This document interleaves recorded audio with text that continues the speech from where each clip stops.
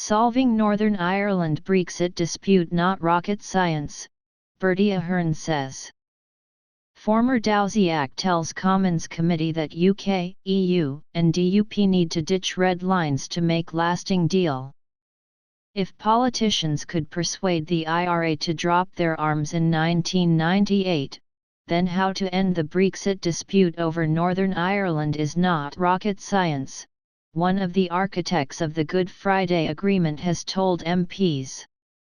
Stressing that compromise and political leadership was needed, Bertie Ahern called on all sides including the UK, the EU, and the Democratic Unionist Party to ditch their red lines and make agreements that would deliver a lasting deal. "We can solve this," the former Dowsiak told the House of Commons Northern Ireland Affairs Committee. "I really believe this is not rocket science.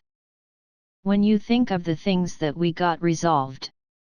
We got the IRA to decommission arms, we released prisoners, people who would kill policemen.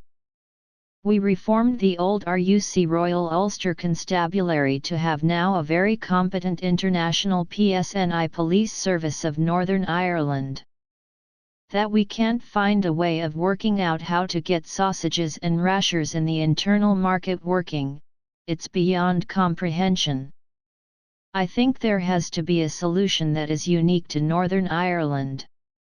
Ahern said technical solutions were not the answer and he had not yet heard any reason from leaders in the EU why a new bespoke deal for Northern Ireland was not warranted.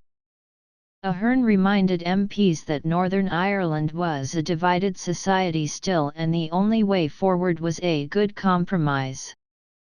His comments came as Rishi Sunak held phone talks with the Irish Dowsiak, Leo Varadkar, over the protocol and legacy legislation in the UK, proposing an amnesty for historic crimes during the Troubles.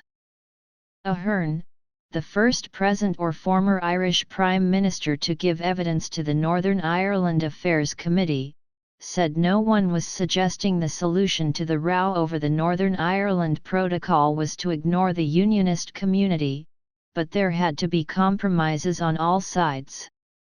The future was not next year or the year after but the next 25 years, and the post-peace generation deserved a solution to the Brexit row, he said. "In the absence of compromise, we're building a future that will be on quicksand and that's my concern," he told the committee.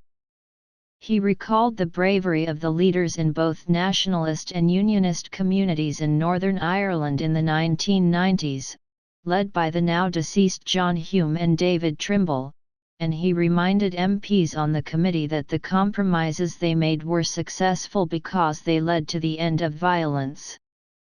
"They decided back in 1998 that the deal was not perfect but it was fair," he said. "That was a brave move by them all." He suggested that kind of leap of faith was needed again as, 25 years on from peace, Northern Ireland was still different to the rest of the UK.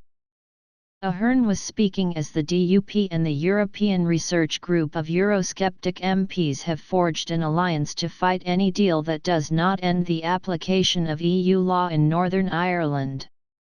He made several references to the DUP's 7 tests for a protocol deal but called on unionists to compromise too. Their conditions for a deal should be addressed but some of their demands would be impossible to meet, he said.